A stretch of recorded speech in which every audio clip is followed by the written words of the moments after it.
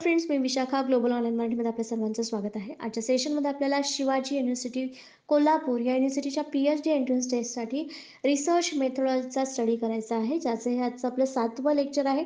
6 lectures already झालेले आहेत. MCQ through preparation आपण करत आहोत. होपफुली हे तुम्हाला अंडरस्टूड होत आहेत आणि हेल्पफुल ठरणार आहेत येणाऱ्या एक्झाममध्ये. Okay, so let's start with the preparation.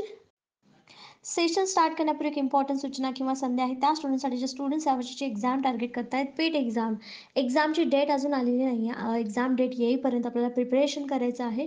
10 तारखेपर्यंत तुम्हाला रजिस्ट्रेशनचा टाईम आहे. सो ज्यांना रजिस्ट्रेशन करायचं आहे त्यांनी पटकन रजिस्ट्रेशन करून घ्या आणि प्रिपरेशनला स्टार्ट करा. पण या प्रिपरेशनला आम्ही तुम्हाला हेल्प करू शकतो. तर कसं, तर स्पेशल रिसर्च मेथॉलॉजीवरती एक फुल कोर्स आम्ही घेऊन आलो आहोत. ज्या फुल कोर्समध्ये आम्ही तुम्हाला देणार आहोत full syllabus mock test, full syllabus notes, live lectures and 1500 plus MCQ PDF फक्त 699 रुपयामध्ये. आणि या कोर्सला जॉईन करण्यासाठी फक्त इकडे दिलेल्या व्हॉट्सअप नंबरला मेसेज करा आणि लगेचच कोर्सला जॉईन व्हा आणि प्रिपरेशनला स्टार्ट करा. तर लास्ट लेक्चरमध्ये आपण पहिले 3 टॉपिक सब टॉपिक बघितले होते युनिट फर्स्टमधले. आज युनिट फर्स्टमधलेच बाकीचे टॉपिक्स बघणार आहोत. त्याच्यावरचे MCQs बघणार आहोत, त्याचे कन्सेप्ट्स बघणार आहोत आणि क्वेश्चन आन्सर्समध्ये त्याचं ते आन्सर कसं आलं ते देखील बघणार आहोत. तर पहिला प्रश्न आहे आपला, understanding or नोविंग the world through observation of real events is called. वास्तविक घटनांच्या निरीक्षणाद्वारे जगाला समजून घेणे किंवा जाणून घेणे याला म्हणतात. कशाला म्हणतात?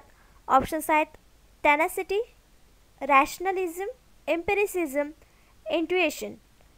तर बुद्धिमत्ता, अनुभव की अंतर्ज्ञान. तर इथे आपल्याला विचारलेलं आहे की ज्याच्यामध्ये स्वतः आपण ऑब्झर्वेशन करणार आहेत, रिअल लाईफमधले जे इव्हेंट्स आहेत त्याला स्वतः आपण अनुभवणार आहेत, त्याला समजून घेणार आहे आपल्या स्वतःच्याच भाषेमध्ये, आपण स्वतः तिथे राहून. म्हणजे काय आहे, इथे आपल्याला एक एक्सपिरियन्स मिळणार आहे, इथे आपल्याला अनुभव मिळणार आहे. मग याचं करेक्ट आन्सर इथे काय असणार आहे? एम्पिरिसिझम म्हणजे अनुभववाद ज्याला म्हणतो आपण. स्वतः वास्तविक घटनांबद्दल निरीक्षण करून जगाला समजून घेणे आणि जाणून घेणे याला एम्पिरिसिझम म्हणतात, अनुभववाद असं म्हणतात. म्हणून आपलं करेक्ट आन्सर इथे सी आलेला आहे, एम्पिरिसिझम, अनुभववाद. Empiricism is a theory that all knowledge is built on experience derived from the various sense. आपल्याकडे जे वेगवेगळे सेन्स आहेत त्याच्यामधून आपण जे एक्सपिरियन्स घेतो त्याच्यातून आपण नॉलेज प्राप्त करत असतो, त्याला आपण एम्पिरिसिझम असं म्हणतो. Take a quiz and learn about the theory. Empiricism theory states that knowledge comes primary from. तर आपण एखादा प्रश्न विचारतो आणि त्याच्याबद्दल उत्तरं येतं, ते आपली थेअरी होते, त्याला आपण अनुभवजन्य नॉलेज असं म्हणू शकतो. म्हणजे empiricism theory states that knowledge comes from primarily from. तर जिथून जेव्हा आपण एखादा प्रश्न निर्माण करतो तेव्हा तिथूनच आपल्याला एखादी थेअरी प्राथमिक निघते किंवा तयार होत असते. In the philosophy of science, empiricism is a theory of knowledge which emphasizes those aspects of scientific knowledge that are closely related to the experience. तर याच्यामध्ये आपल्याला सांगितलेलं की एम्पिरिसिझम जे आहे ते एक्सपिरियन्समधून आलेलं आहे किंवा एक्सपिरियन्सशी जास्त क्लोज्ड आहे. सायंटिफिक नॉलेज आपल्याला मिळतं त्याच्यातून, म्हणजे वैज्ञानिक ज्ञान तर मिळतं आहे, पण ते कशातून मिळतं आहे? आपल्या एक्सपिरियन्समधून, आपल्या अनुभवातून ते आपल्याला प्राप्त होत आहे. Especially as formed through the deliberate experimental arrangements. Hence, science is considered to be methodologically empirical in nature. तर जे काही आपल्याला माहिती मिळते आहे ते आपल्या प्रयोगातूनच मिळते आहे. प्रयोग अरेंज आपोआप होतात, पण त्यातून आपण अनुभव घेतो आणि मग ते आपल्याला एखादी थेअरी किंवा एखादा सायन्सचा नॉलेज त्यातून आपल्याला प्राप्त होतं. म्हणून आपण असं म्हणतो की विज्ञान हे एक पद्धती आहे, अनुभव, निसर्गातून अनुभव घेऊन शिकण्याची गोष्ट आहे, नॉलेज मिळवण्याची गोष्ट आहे. तर एम्पिरिसिझम म्हणजे काय आपल्याला समजलं? एम्पिरिसिझम म्हणजे अनुभववाद आणि एम्पेरिकल रिसर्च जो असतो तो अनुभवजन्य रिसर्च असतो, म्हणजे तो स्वतः आपण तिथे तयार केलेला असतो किंवा आपण स्वतः त्याचा अनुभव घेऊन, एक्सपिरियन्स घेऊन तो तयार केलेला असतो. नेक्स्ट क्वेश्चन आहे सेकंड नंबरचा, व्हॉट डज अन एम्पिरिसिस्ट बिलीव्ह. तर एम्पिरिसिझम आपल्याला समजलं. आता प्रश्न विचारला आहे एम्पिरिसिस्ट कशावर विश्वास ठेवतात. अनुभववादांचा काय विश्वास आहे किंवा त्यांचं म्हणणं काय आहे, त्यांचा एक विश्वास काय आहे. ऑप्शन्स आहेत we should not apply natural science methods to the science, social science research. सामाजिक विज्ञान संशोधनात आपण नैसर्गिक विज्ञान पद्धती लागू करू नये. इट इज द सोशलिस्टिझम aim to understand the meaning of social action. सामाजिक क्रियेचा अर्थ समजणे हे समाजशास्त्रांचे ध्येय आहे. Knowledge in the form of facts should be gain through the sensory experience. ज्ञान तथ्याच्या रूपात ज्ञानेंद्रियाच्या अनुभवाने प्राप्त केले जावे. D. Research conducted within the British Empire was biased and unreliable. British साम्राज्यात केलेले संशोधन पक्षपाती आणि अविश्वसनीय होते. तर इथे आपलं कुठलं ऑप्शन करेक्ट आहे, त्यातून एक एक ऑप्शन आपल्याला कट करायचं आहे. जे डी ऑप्शन आपल्याला इथे बायस्ड आणि अनरिलायबल असेल असं ऑप्शन आपल्याला नाही आहे रिसर्चमध्ये. मग किंबहुना ते रिसर्चचं कॅरेक्टरिस्टिक्स नाही आहे. मग आपलं इथं ऑप्शन जे आहे डी ते सर्वात प्रथम कट होत आहे, म्हणजे डी ऑप्शन आपलं उत्तर नसणार आहे. मग पुढचं काय विचारलेलं आहे की it is a sociologist aim to understand the meaning of social action. सामाजिक क्रियेचा अर्थ समजून घेणे हे समाजशास्त्राचं ध्येय आहे का? नाही. त्याचे आणखीन वेगवेगळे ध्येय आहेत. आणि हा अनुभववाद्यांचा विश्वास असणार आहे का? तर नाही. मग बी सुद्धा आपला ऑप्शन नसणार आहे. नेक्स्ट आहे ए, जे बोललेलं आहे की सामाजिक विज्ञान संशोधनात आपण नैसर्गिक विज्ञान पद्धती लागू करू नये. तर अशा प्रकारचा कुठलाही अनुभववाद्यांचा विश्वास नाही.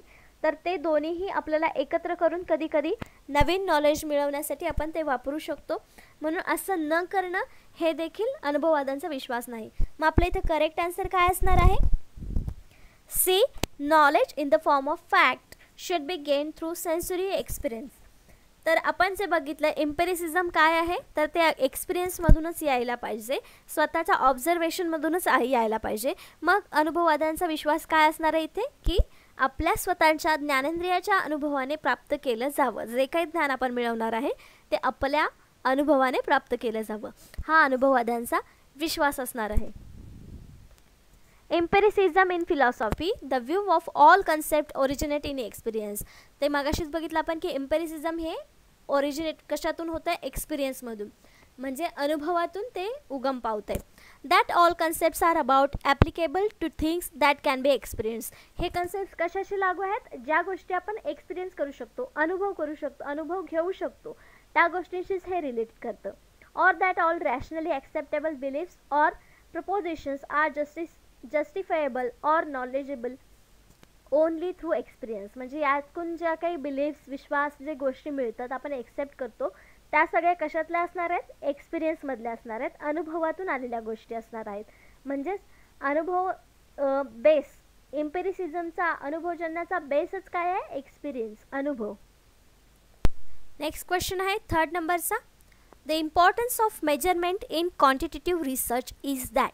आपल्याला माहिती आहे रिसर्चमध्ये क्वांटिटेटिव्ह आणि क्वालिटेटिव्ह हे 2 प्रकार आहेत, म्हणजे दोन्हीला विरुद्ध किंवा वर्सेसमध्ये आपण त्याचा अभ्यास करतो, क्वांटिटेटिव्ह रिसर्च आणि क्वालिटेटिव्ह रिसर्च. तर क्वांटिटेटिव्ह रिसर्चमध्ये मोजण्याचं महत्त्व काय आहे, मेजरमेंटचं महत्त्व काय आहे ते आपल्याला सांगायचं आहे. ऑप्शन्स आहेत. It allows us to delineate fine difference between people and cases. हे आपल्याला लोक किंवा प्रकरणामध्ये चांगले फरक स्पष्ट करण्याची अनुमती देते. मोजमाप जिथं करायचं आहे, मेजरमेंट जिथं करायचं आहे, तेव्हा तिथे आपल्याला साधी लोक आणि केस स्टडीजसाठी केसेस जे आपण निवडणार आहे यामध्ये फरक करण्यासाठी मदत करतं मोजमाप. बरोबर आहे हे आपलं स्टेटमेंट. नेक्स्ट स्टेटमेंट आहे. It provides consistent device to yardsticks. हे एक सुसंगत डिव्हाइस किंवा यार्डस्टिक प्रदान करते. म्हणजेच आपल्याला एक मोजमाप करण्यासाठी एक डिव्हाइस प्राप्त करून देतं, युनिट देतं असं देखील आपण इथं म्हणू शकतो की एक मोजमाप करण्याचं माप देतं, मापदंड देतं असं आपण इथं म्हणू शकतो. It allows for precise estimates of degree of relationship between concepts. हे संकल्पनांमधील संबंधाच्या डिग्रीच्या अचूक अंदाजांना अनुमती देतं. आपलं सेकंड स्टेटमेंट पण बरोबर आहे की ते आपल्याला एक मापदंड देत आहे. मोजायचं महत्त्व म्हणजे ते आपल्याला कुठल्याही गोष्टीचं मोजमाप करण्यासाठी मापदंड देत आहे. म्हणजे बी सुद्धा स्टेटमेंट आपल्या इथे करेक्ट असणार आहे. सी ऑप्शन काय म्हणते आपल्याला की हे संकल्पनांमधील संबंधाच्या डिग्रीच्या अचूक अंदाजांना अनुमती देते. ज्या काही संकल्पना आपण वाचणार आहोत किंवा नवीन संकल्पना पुढे येणार आहेत किंवा आपल्या रिसर्चमधून पुढे येणार आहेत त्यांना अंदाजांसाठी अनुमती देतं मोजमाप. मोजमापामध्ये आपण उदाहरणार्थ असं घेऊया की जेव्हा आपण 2 दिवसाचा कालावधी हे मोजमाप जर घेतलं तर तिथे आपल्याला अंदाज येतो की पुढच्या 2 दिवसामधला रिझल्ट हा असणार आहे. म्हणजे तिथं मोजमाप 2 दिवसाचं होतं. हे मोजमाप का महत्त्वाचं आहे क्वांटिटेटिव्ह रिसर्चमध्ये? तर या सगळ्या गोष्टींचा फायदा तिथे क्वांटिटेटिव्ह रिसर्चमध्ये होतो मेजरमेंटमुळे. मग आपल्या इथे करेक्ट आन्सर काय असणार आहे? D, all of the above. वरील सर्व गोष्टी ज्या आहेत त्या फायदा आहे त्याचा क्वांटिटेटिव्ह रिसर्चमध्ये किंवा त्याचा इम्पॉर्टन्स आहे मेजरमेंटचा क्वांटिटेटिव्ह रिसर्चमध्ये. The purpose of quantitative research is to generate knowledge and create understanding about the social world. तर क्वांटिटेटिव्ह रिसर्चचा मेन एम काय आहे किंवा त्याचं पर्पज काय आहे, हेतू काय आहे, तर माहिती निर्माण करणं, त्याच्यामध्ये समज निर्माण करणं, सोशल वर्ल्ड म्हणजे सामाजिक जग जे आहे त्याच्याबद्दल अंडरस्टँडिंग निर्माण करण्याचं काम किंवा हेतू जे आहे ते क्वांटिटेटिव्ह रिसर्चचं आहे. Quantitative research is use by social scientist म्हणजे सामाजिक शास्त्रज्ञ जे आहेत त्यांच्याद्वारे हे प्रकारचं रिसर्च वापरलं जातं. Including communication research, it to observe phenomena or occurrence affecting individuals. Social scientist are concern with the study of people. तर हे सोशल सायंटिस्ट कशाशी रिलेटेड असतात, तर लोकांच्या अभ्यासाशी रिलेटेड असतात. क्वांटिटेटिव्ह रिसर्चसुद्धा लोकांच्या इनडायरेक्टली रिसर्चशी रिलेटेड आहे. The author offers 3 reasons for our concern with measurement in research. Firstly, it allows us to delineate, find differences between cases or people. जे आपण म्हटलं की मेजरमेंटचा फायदा काय काय इथे आपल्याला सांगितलं की केसेस आणि पीपल या दोन्हीमधला फरक ओळखण्यासाठी मेजरमेंट आपल्याला आवश्यक असतं. General observation might be enough to detect extreme of opinion but measurement is needed for the more subtle variation that actually exist. जे खरं व्हेरिएशन्स तिथे प्रेझेंट आहेत त्यांना ओळखण्यासाठी ही मेजरमेंट्स आपल्याला गरजेची असतात. Establishing a measure once allow us to use it again later on with the same people with other providing the consistent benchmark. Finally, by studying correlationship we have a bias for studying how closely concept relate to each other. So answer D is correct, all of the above. All of the above का correct आहे, इथं आपण सांगितलेलं आहे की लोक आणि cases हे ओळखण्यासाठी आपल्याला मेजरमेंट्स मदत करतात. Next question 4 number. Quantitative social researchers rarely claim to have establish causality because. परिणात्मक सामाजिक संशोधन जे आहे ते क्वचित कार्यकरण स्थापित केल्याचा दावा करतात. कारण म्हणजे तिथे कधीच कार्यकारण स्थापित होतं म्हणजे काम होतंय असं दावा करतात क्वांटिटेटिव्ह रिसर्चमध्ये. का असं होतं याचे ऑप्शन्स आहेत. They are more concern with publishing the result of their reliability test. त्यांच्या विश्वासार्हतेच्या चाचण्यांचे निकाल प्रकाशित करण्यास ते अधिक संबंधित असतात. They do not believe that this is an appropriate goal to be strive for. प्रयत्नांची पराकाष्ठा करणे हे एक योग्य लक्ष्य आहे यावर त्यांचा विश्वास नाही. They keep forgetting which of the variables they have manipulated. त्यांनी बदल घडून आणलेले कुठलेही बदल ते विसरतच राहिलेत किंवा त्यांनी ते लक्षात ठेवले नाही आहेत. They tend to use cross sectional designs which produce only correlations. त्यांच्याकडे क्रॉस सेक्शनल डिझाईन वापरण्याची प्रवृत्ती आहे जी केवळ परस्पर संबंध तयार करत असतात. तर याच्यामध्ये करेक्ट आन्सर काय असणार आहे, म्हणजे कुठलं रिझन असू शकतं की ज्याच्यामध्ये कॅज्युअलिटी निर्माण होत असते क्वचितच, पण म्हणजेच कधी त्याचं रिझन जे आहे ते आहे की they tend to use cross sectional design. याचं करेक्ट आन्सर आहे D. They tend to use cross sectional designs which produce only correlation. म्हणजे क्रॉस सेक्शन डिझाईनच हे क्वांटिटेटिव्ह रिसर्चमध्ये वापरले जातात आणि त्यामुळे त्याच्यामध्ये फक्त परस्पर संबंध तयार केला जातो. म्हणून त्याच्यामध्ये कुठल्याही प्रकारचा कार्यकरण नेहमी स्थापित होत नाही, तर क्वचितच तोच स्थापित केला जातो. तर आता बघूया आपण की क्रॉस सेक्शनल डिझाईन्स का उपयोगी ठरत नाहीत किंवा कार्यकरण स्थापित का करत नाहीत, क्वचितच का करतात. then experimental design allows us to test for causal connection between variables because of the one variable. तर एक्सपेरिमेंटल डिझाईनमध्येच आपल्याला हे टेस्ट करण्याची परमिशन मिळते कॅज्युअल कनेक्शन व्हेरिएबल्समधले, जे की आपल्याला क्वांटिटेटिव्ह सोशल रिसर्चमध्ये विचारलं होतं प्रश्नामध्ये, पण हे एक्सपेरिमेंटल डिझाईनमध्ये अलो केलं असतं. Because one of the variables that is independent or manipulated to track changes in other dependent variables. स्वतंत्र चल आणि अवलंबित चल असे दोन प्रकारचे चल असतात जे एक्सपेरिमेंटल डिझाईन्समध्ये असतात. कॉज आणि इफेक्ट्समध्ये ते काम करत असतात. However the most social survey research uses cross sectional designs. तर क्वांटिटी रिसर्चमध्ये सोशल सर्वे रिसर्च येतात आणि त्याच्यामध्ये क्रॉस सेक्शनल डिझाईन्स हे मोस्टली यूज केले जातात. Where such manipulation is not possible. जसं एक्सपेरिमेंटल डिझाईन्समध्ये इंडिपेंडंट व्हेरिएबल डिपेंडंट व्हेरिएबलमध्ये मॅनिप्युलेशन होतं, ते क्रॉस सेक्शन डिझाईनमध्ये पॉसिबल नाही होत बहुतेक वेळा. Consequently degree of correlation between variables can be determined but causality remains interferential. तर काही घटकामध्ये काय होतं की व्हेरिएबल्स डिटरमाइन होतात पण त्यांची कॅज्युअलिटी निर्माण होत नाही किंवा तिथे जागा घेत नाही. If you give answer B, you should recognize that very few researchers are interested in mere description of things. They usually want to find out why things are the way they are so that they can be reminded by replicated. Causality is an appropriate goal, simply difficult to achieve. तर casualty जी गोष्ट आहे, जे गोल आहे ते simply achieve होत नाही, ते difficult आहे.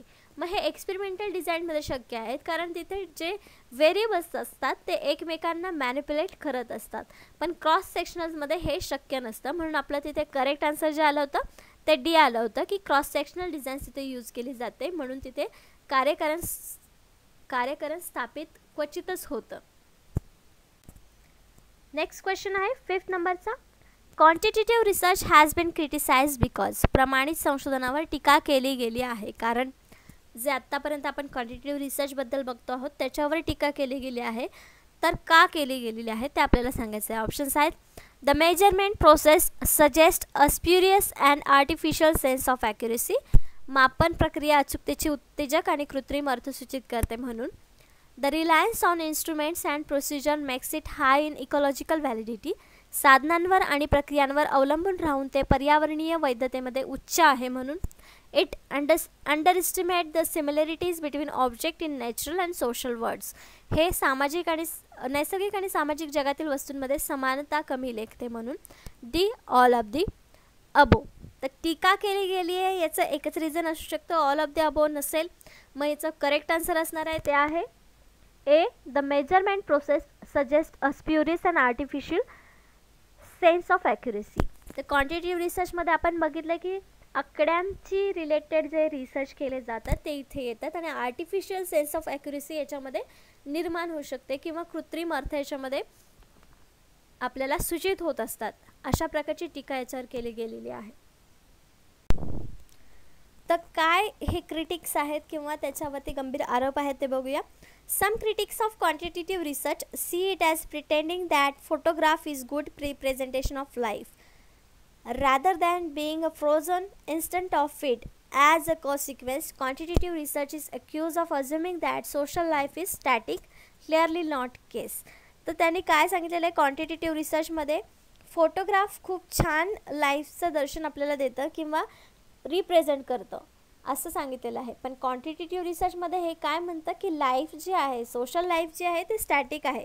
सांख्यिकीय गोष्टी त्याच्यामध्ये असतात जे क्लिअरली बाहेर येत नसतात. अशा प्रकारची टीका ते करत आहेत आपल्याला क्वांटिटेटिव्ह रिसर्चमध्ये. Further more the ontological basis of this kind of research oblige the social science researchers to regard people in the same way that physical science researchers regard nature. Again, clearly there is a world of difference. नक्कीच तिथे difference असणार आहे, दोन्हीमध्ये same नसणार आहे. सांख्यिकीय माहिती तिथे आपण रिसर्च करताना करतो, पण क्रिटिक्स असे म्हणत आहेत म्हणजे त्याच्यावरती आरोप असे आहेत की हे फोटोग्राफ आपल्या लाईफचं चांगलं प्रदर्शन करते असं दाखवण्यापेक्षा आपली लाईफ ही एक सांख्यिकीय माहिती आहे किंवा सांख्यिकी गोष्टीशी निगडीत आहे असं हे सांगते क्वांटिटेटिव्ह रिसर्च. म्हणून हे एक गंभीर आरोप आहे क्वांटिटेटिव्ह रिसर्चवरचा. नेक्स्ट क्वेश्चन आहे 6 नंबरचा. What is repeatability. पुनरावृत्ती म्हणजे काय. तर आपल्या ऑप्शन्स आहेत. रिसर्चच्या भाषेमध्ये रिपीटेबिलिटी म्हणजे काय आहे आपल्याला सांगायचं आहे. ऑप्शन्स आहेत. Variability due to different operators using the gauge or different time periods or environments. Gauge किंवा वेगवेगळ्या कालावधी किंवा वातावरण वापरून वेगवेगळ्या ऑपरेटरमुळे होणारी variability. Variability due to error in process. प्रक्रियेतील त्रुटीमुळे अस्थिरता. Variability reflecting basic inherent precision of the gauge itself. स्वतः गेजची मूलभूत अंतर्निहित सुस्पष्टता दर्शवणारी variability. Variability reflecting the basic inherent precision of the process. View answer. प्रक्रियेची मूलभूत अंतर्निहित सुस्पष्टता दर्शवणारी व्हेरिएबिलिटी. उत्तर पहा. त्याचा करेक्ट आन्सर आहे सी, ज्याच्यामध्ये स्वतः गेजची मूलभूत अंतर्निहित सुस्पष्टता दर्शवणारी व्हेरिएबिलिटी म्हणजे रिपीटेबिलिटी होय. Repeatability is defined as reflecting the basic inherent precision of the gauge itself through which we are measuring the unit. तर रिपीटेबिलिटी म्हणजे काय आहे? ही एक क्वांटिटेटिव्ह रिसर्चमधलीच टर्म आहे, कारण आपण मेजरिंगसाठी ही वापरतो. एखादी गोष्ट जेव्हा सतत म्हणजे त्याची आपल्याला मापं घ्यायची आहेत आणि प्रत्येक वेळेला आपण त्याच गोष्टीचं माप घेतोय पण त्याच्यामध्ये डिफरन्स येतो आहे, त्यालाच आपण रिपीटेबिलिटी असं म्हणतो रिसर्चमध्ये. मग तेच आपल्याला इथे त्यांनी सांगितलेलं आहे की मेजरिंग युनिट आहे हे, ज्याच्यामध्ये एकाच गेजमधून आपण मशीनमधून किंवा एकाच गेजमधून एकाच वस्तूमधून प्रत्येक वेळेला तीच वस्तू चेक करतोय पण त्याचा रिझल्ट आपल्याला वेगवेगळा येतोय, त्याला रिपीटेबिलिटी असं आपण म्हणतो. नेक्स्ट क्वेश्चन आहे 7th नंबरचा. In contrast to deductive reasoning, inductive reasoning dash dash. निष्ठ तर्क, विवेकपूर्ण तर्क यांच्या विरोधाभास. म्हणजे डिडक्टिव्ह रिझनिंगच्या कॉन्ट्रास्टमध्ये त्याच्या इंडक्टिव्ह रिझनिंग काय आहे किंवा कसं आहे. ऑप्शन्स आहेत involves conclusion that are more or less probable, अधिक किंवा कमी संभाव्य अशा निष्कर्षांचा समावेश आहे. Is less descriptive of human thoughts process, मानवी विचार प्रक्रियेचे वर्णन कमी करते. Moves from general principle to particular conclusion, सामान्य तत्वामधून विशिष्ट निष्कर्षाकडे वळते. Should be avoided in science whenever possible, जेव्हा शक्य होईल तेव्हा विज्ञानात टाळलं पाहिजे. तर डिडक्टिव्ह रिझनिंगच्या तुलनेत इंडक्टिव्ह रिझनिंगचं काय महत्त्व आहे आपल्याला ऑप्शन्सपैकी सांगायचं आहे. तर moves from general to principle हे डिडक्टिव्ह झालं. मग ते अवॉइड केलं पाहिजे, सायंटिफिक विज्ञानामध्ये टाळलं पाहिजे असं आहे का? नाही. मग सी आणि डी ऑप्शन्स आपल्या इथे कट झाले. Is less descriptive of human thoughts process, हे मानवी विचार प्रक्रियेचे वर्णन कमी करतं असं आहे का? नाही, असंही नाही आहे. मग इथं आपलं एकच करेक्ट आन्सर असू शकतं, ते म्हणजे A, involves conclusion that are more or less probable, अधिक किंवा कमी संभाव्य असा निष्कर्षांचा समावेश यामध्ये केला जातो इंडक्टिव्ह रिझनिंगमध्ये. मग आपलं करेक्ट आन्सर ए आलेलं आहे. तर आपल्याला इथे इंडक्टिव्ह रिझनिंग आणि डिडक्टिव्ह रिझनिंग नेमकं काय आहे ते आपल्याला बघायचं आहे आणि दोन्हीमधला फरक देखील इथे आपल्याला समजेल. Someone who uses inductive reasoning makes specific observation and then draw a general conclusion. तर इंडक्टिव्ह रिझनिंगमध्ये काय आहे? स्पेसिफिक ऑब्झर्वेशन केलं जातं, त्याच्यावरून जनरल कन्क्लुजन आपण काढत असतो. तर डिडक्टिव्हमध्ये काय असतं? स्पेसिफिक कन्क्लुजनवरून जनरल थेअरी निघत असते. तर इथे उदाहरण आपण असं घेऊ शकतो की every quiz has been easy therefore the test will be easy. Example त्यांनी दिलेलं आहे इंडक्टिव्हचं की क्वीज इझी असणार आहे, प्रत्येक क्वीज इझी असणार आहे, म्हणजेच तिथे अख्खी टेस्ट जी आपली आहे ती इझी असणार आहे. म्हणजे हे इंडक्टिव्ह रिझनिंग झालं. जनरल कन्क्लुजन जेव्हा काढतो आहे आपण तेव्हा स्पेसिफिक ऑब्झर्वेशनचा विचार करतो आहे. नंतर डिडक्टिव्हमध्ये काय एक्झाम्पल दिलेलं आहे? All student in this class play guitar, Sam is the student of this class. मग त्यांनी जनरल एक्झाम्पल दिलं आहे डिडक्टिव्हमध्ये की एक क्लासमध्ये सगळे स्टुडंट्स गिटार वाजवत आहेत, म्हणजे सॅमसुद्धा त्याच क्लासमधला मुलगा आहे, म्हणजे सॅमसुद्धा गिटार वाजवत असणार. हे डिडक्टिव्हचं रिझनिंग झालं. जनरल स्टेटमेंट आपण काढतो, स्पेसिफिक कन्क्लुजन तिथे आपण काढतो आहोत. इंडक्टिव्हमध्ये अजून काय सांगितलेलं आहे? When you are using inductive reasoning, correct observation won't necessary lead you to correct general conclusion. जर इंडक्टिव्ह रिझनिंगमध्ये आपण स्पेसिफिक ऑब्झर्वेशनवरून जनरल कन्क्लुजन काढत असतो, पण इंडक्टिव्हमध्ये ते खरं असेलच असं नाही. तर याउलट डिडक्टिव्हमध्ये जे आपण रिझनिंग किंवा थेअरी कन्क्लुजन जे काढतो ती दोन्ही स्टेटमेंट जी असतात ती करेक्ट असतात. उदाहरण दिलेलं आहे इंडक्टिव्हमध्ये, the teacher use PPT in the last few classes, therefore the teacher will use PPT tomorrow. हे आपलं रिझन तिथं इंडक्टिव्हमध्ये असं दाखवू शकतो की आपण प्रत्येक क्लासमध्ये टीचरने PPT यूज केले असं दिलेलं नाही आहे आपल्याला. Last few classes teacher use केलेली आहे PPT, तर टीचर PPT उद्या यूज करेल असं आपण सांगू शकत नाही इंडक्टिव्ह रिझनिंगमध्ये. तेच डिडक्टिव्ह रिझनिंगमध्ये at the conference all people present are 30 or older, Maria is in the room, म्हणजे मारिया तिथे 30चे असणार आहे हे आपल्याला तिथे समजून येतं. म्हणजे ही जनरल थेअरी आहे, याला आपण डिडक्टिव्ह रिझनिंग असं म्हणू शकतो. तर हा फरक आहे इंडक्टिव्ह रिझनिंग आणि डिडक्टिव्ह रिझनिंगमध्ये. एक्झाम्पल्सवरून आपल्याला डिडक्टिव्ह रिझनिंग, इंडक्टिव्ह रिझनिंग हे दोन्ही क्लिअरली समजतं. Inductive reasoning specific to general and deductive reasoning specific conclusion follows a general theory. Next question आहे 8th नंबरचा.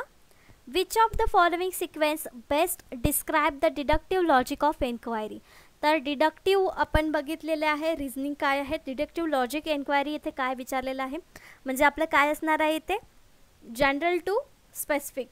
पुढीलपैकी कोणता अनुक्रम चौकशीच्या विलोमनीय लॉजिकचे उत्तम वर्णन करतो आहे. जनरलपासून आपल्याला स्पेसिफिकपर्यंत जायचं आहे. म्हणजे ऑप्शन्स बघा आपले काय आहेत, थेअरी, डेटा, हायपोथेसिस. डेटा पहिले यायला पाहिजे की थेअरी पहिले यायला पाहिजे की हायपोथेसिस पहिले यायला पाहिजे, इथे आपल्याला सांगायचं आहे. तर data, theory, hypothesis. Data, empirical pattern, theory, theory, hypothesis, data, empirical pattern, hypothesis and theory. तर इथे करेक्ट आन्सर जे आहे ते आहे डी, थेअरी, हायपोथेसिस, डेटा. तर सगळ्यात मोठी काय असणार आहे, सिद्धांत असणार आहे. त्याच्यानंतर हायपोथेसिस म्हणजे त्याची गृहीतक असणार आहेत आणि मग सगळ्यात शेवटी डेटा असणार आहे. कारण डिडक्टिव्ह लॉजिक विचारलेलं आहे. हे जर आपल्याला इंडक्टिव्ह लॉजिक विचारलं असतं तर मग डेटा, हायपोथेसिस आणि मग थेअरी आले असते. पण डिडक्टिव्ह लॉजिकमध्ये पहिले सगळ्यात मोठा सिद्धांत, त्याच्यानंतर हायपोथेसिस, मग त्याचा डेटा येणार आहे. म्हणून इथं आपलं करेक्ट आन्सर डी आलेला आहे. जसं इथे डिडक्टिव्ह रिझनिंगचे एक्झाम्पल्स दिलेले आहेत त्यांनी. ऑल बर्ड्स हॅव फीदर्स, म्हणजे सगळ्या पक्ष्यांना इथे पंख असतात, हे एक डिडक्टिव्ह लॉजिक आहे. It's dangerous to drive on icy streets, म्हणजे बर्फाच्या रस्त्यांवरती गाडी चालवणं किंवा ड्राईव्ह करणं हे डेंजरस आहे, हे एक डिडक्टिव्ह रिझनिंग आहे. ऑल कॅट्स हॅव बीन कीन सेन्स ऑफ स्मेल, सगळ्यांना त्यांचा म्हणजे वासावरून गोष्टी ओळखण्याची एक क्षमता आहे सगळ्या कॅट्समध्ये. Cacti are plants and all plants perform photosynthesis, म्हणजे इथे आपल्याला जनरल गोष्ट सांगितलेली आहे की स्पेसिफिकपासून जनरल गोष्ट निघालेली आहे की कॅक्टी नावाचा प्लांट आहे आणि प्रत्येक प्लांट हे फोटोसिंथेसिस करतं, म्हणजे कॅक्टीसुद्धा फोटोसिंथेसिसची प्रोसेस करतं. हे जनरल फॅक्ट आपल्याला इथे डिडक्टिव्हमध्ये निघतं आहे आणि ते करेक्ट आहे, म्हणून हे एक डिडक्टिव्ह लॉजिकचं एक्झाम्पल आहे. Red meat has iron in it and beef is red meat. तर इथे पण त्यांनी आपल्याला एक जनरल स्पेसिफिक स्टेटमेंट आपल्याला मिळतं आहे, ते आहे red meat has an iron, म्हणजे रेड मीटमध्ये आयर्न असतं आणि बीफ हे एक रेड मीट आहे, म्हणजे त्याच्यामध्ये आयर्न असणार आहे. हे आपल्याला फॅक्ट इथं आपल्याला मिळतं आहे, म्हणून ते एक डिडक्टिव्ह रिझनिंगचं एक्झाम्पल आपल्याला इथे दिलेलं आहे. हे काही एक्झाम्पलवरून आपल्याला डिडक्टिव्ह रिझनिंग काय आहे, डिडक्टिव्ह लॉजिक आपल्याला काय आहे हे समजलं असेल. नेक्स्ट क्वेश्चन आहे 9 नंबरचा. A deductive argument is valid if एक वजाबाकी युक्तिवाद वैध असेल जर. ऑप्शन्स आहेत premises are false and conclusion is true, जर जागा खोटी आहे आणि निष्कर्ष खरे आहेत. Premises are false and conclusions are also false, जागा खोटी आहे आणि निष्कर्ष देखील चुकीचे आहेत. Premises are true and conclusion is false, जागा सत्य आहे आणि निष्कर्ष खोटे आहेत.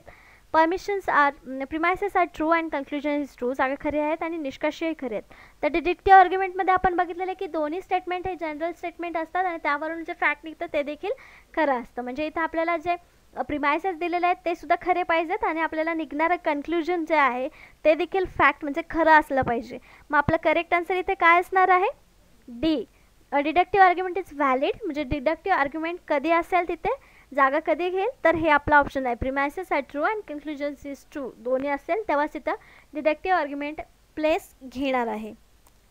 अ deductive argument is sound if and only if it is both valid. जसं की आपण डिडक्टिव्ह आर्ग्युमेंटमध्ये बघितलं की दोन्ही ज्या स्टेटमेंट्स आहेत त्याच्यावरून आपण तिसरं फॅक्ट काढू शकतो, म्हणजे दोन्ही गोष्टी तिथं व्हॅलिड पाहिजेत.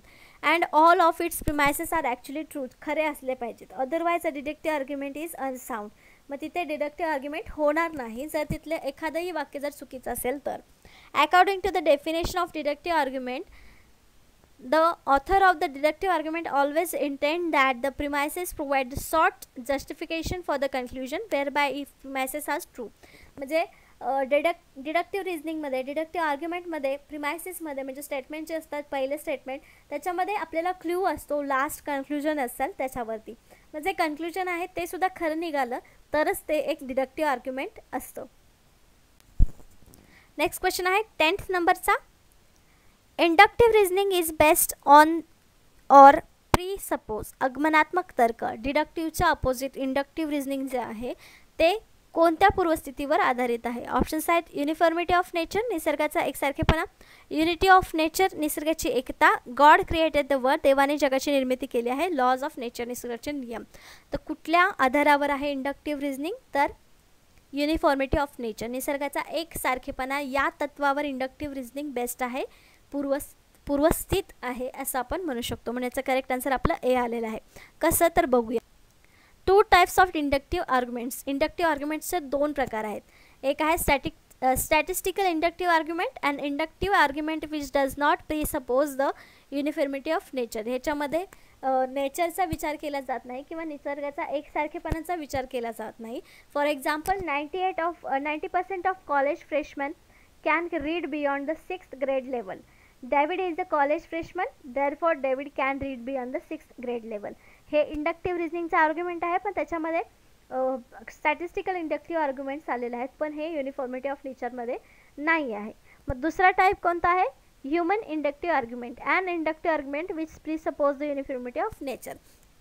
तर याच्यामध्ये निसर्गाचा एकसारखेपणा आपण दाखवू शकतो. each of the 100 college freshmen surveyed known how to spell logic.